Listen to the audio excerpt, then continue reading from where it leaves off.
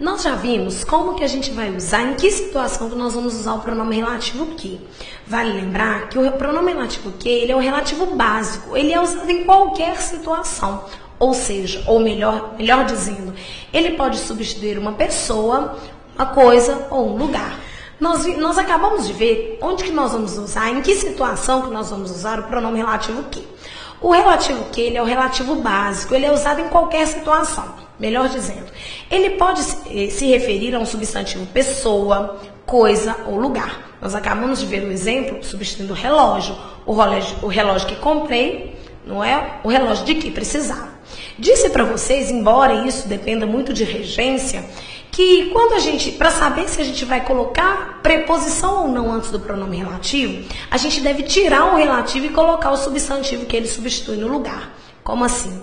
Ora, eu precisava do relógio. A preposição que aparecer antes do substantivo é a que aparecerá antes do pronome. Tudo bem.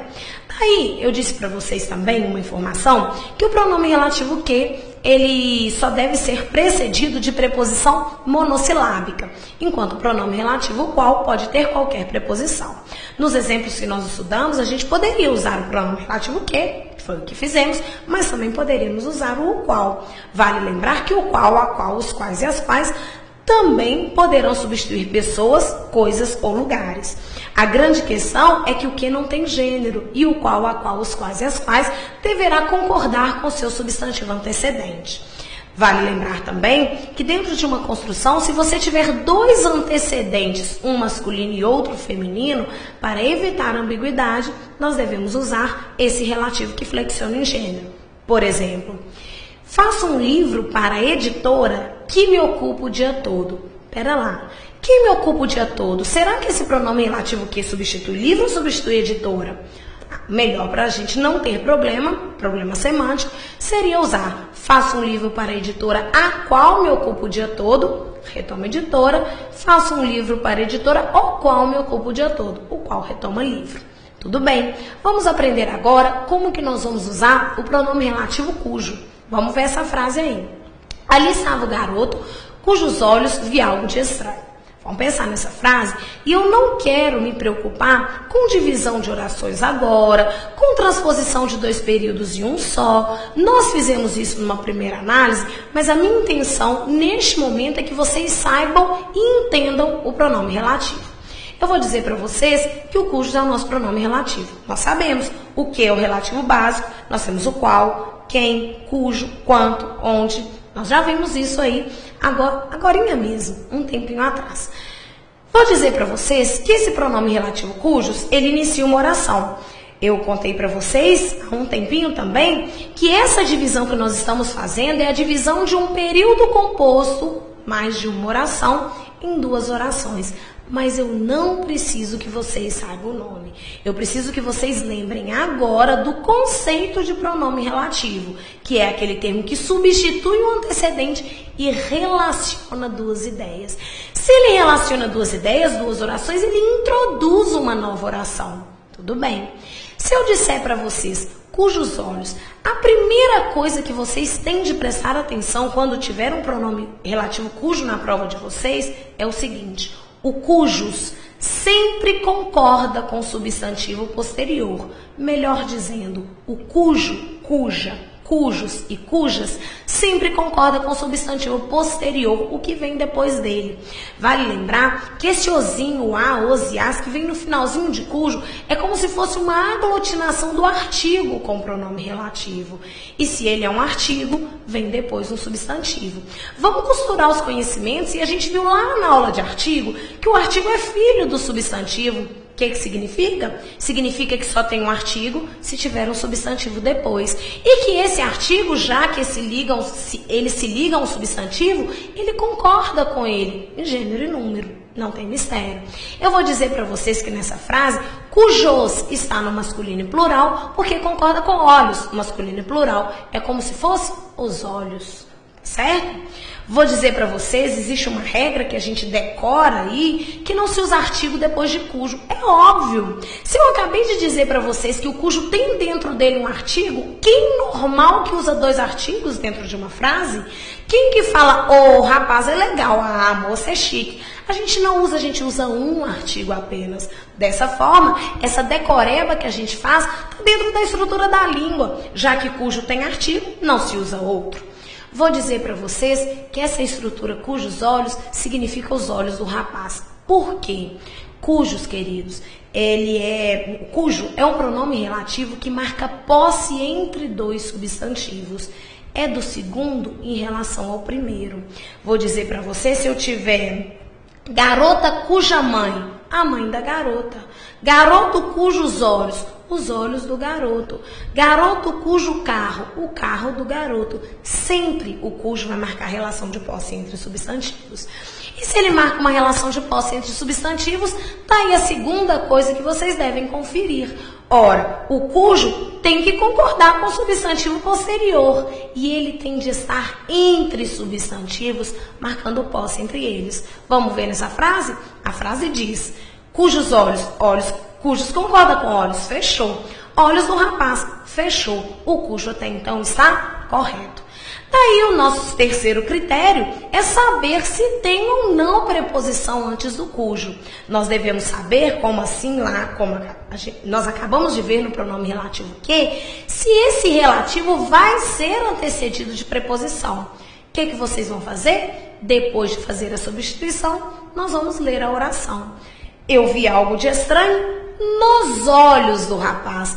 Vejam que antes de olhos do rapaz apareceu a preposição em. Nos é preposição em, mais o artigo os. Portanto, dentro dessa construção, a preposição que aparece antes do substantivo é aquela que aparece antes do pronome. Professor, ficou horroroso. Ali estava o garoto em cujos olhos vi algo de estranho. Tudo bem, o nosso questionamento aqui não é naquilo que está feio ou que está bonito, mas aquilo que está dentro do padrão. Português não discrimina os feios, então não se esqueça, fez o desmembramento, a preposição que aparece antes do substantivo é que aparece antes do pronome. Não se preocupem, porque lá na regência nós vamos trabalhar com isso de novo, com presença de preposição, ausência de preposição, mas esse é o momento que eu estou apresentando para vocês. Vamos fazer uma nova frase? Tem lá: o índio cuja reação não contava estava ali. Disse para vocês que eu não me preocupo com divisão das orações. Não é meu interesse isso agora, até porque isso não cai nas provas de concurso. Vamos entender aí que o cuja é um pronome relativo. Beleza. Se ele é um pronome relativo, vou fazer a divisão para vocês. Eu disse para vocês que o pronome relativo, ele introduz uma oração relacionando duas ideias. Beleza. A minha questão aqui, eu vou dar um macetinho para vocês não errarem se embolarem. Ora, cuja concorda com reação. A reação, fechou. O primeiro critério a ser analisado está correto. Nós sabemos que quando tem um pronome relativo cujo, a primeira coisa que eu tenho que conferir é se ele concorda com o substantivo posterior. Beleza.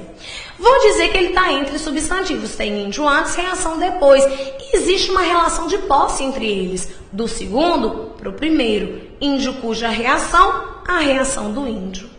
Acontece que eu não quero que vocês façam desmembramento e analisem a frase completa.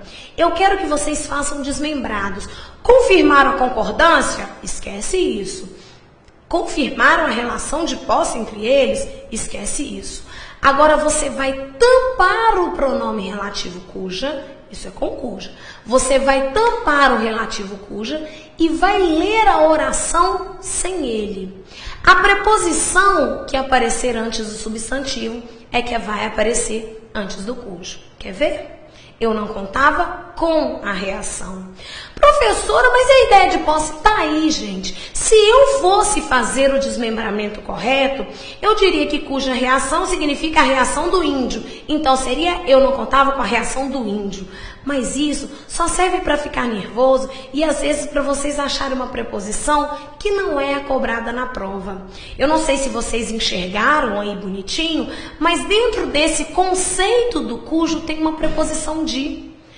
Olha, filho cujo carro, carro do filho. garotos cujos olhos, os olhos do garoto, para marcar essa relação de posse, quando nós vamos desmembrar, aparece um di, porque o di no português marca posse. Mas não vamos preocupar com isso, vamos fazer devagarinho, vamos fazer separado. Você vai tirar o cujo e vai lembrar, confia em mim. A preposição que aparecer antes do substantivo reação é aquela que apareceria antes do pronome relativo cujo. Lê pra mim, eu não contava a reação ou eu não contava com a reação? Esse aqui é contar com, não é contar no sentido de quantificar. Eu não contava com isso. A preposição que aparecer antes do substantivo é aquela que aparece antes do pronome. O índio com cuja reação não contava, estava ali. Tranquilo demais, não é? Vamos continuar. Um outro pronome relativo que me preocupa muito é o onde. O onde tem muita incidência nas provas. Por que ele tem muita incidência? Porque a gente tem o hábito de usar o onde aí aleatoriamente. O povo fala: a situação onde me encontro, a menina onde encontrei. A gente vai usando o onde sem pensar no como que ele deve ser construído dentro da frase. Nós vamos ter de lembrar, e eu já falei e vou repetir, pronome relativo que tem qualquer antecedente, mas ele só tem preposição monossilábica. O pronome relativo qual, a qual, os quais, as quais, tem qualquer antecedente, tem gênero e pode ser precedido de qualquer preposição. O pronome relativo cujo, nós temos que confirmar 3 coisas. Concorda com o substantivo posterior? Fechou. Existe uma relação de posse entre os substantivos? Fechou.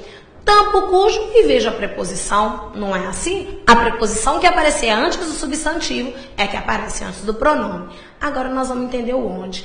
A primeira coisa que você vai levar no seu coraçãozinho é que o onde só pode ser usado com referência a lugar.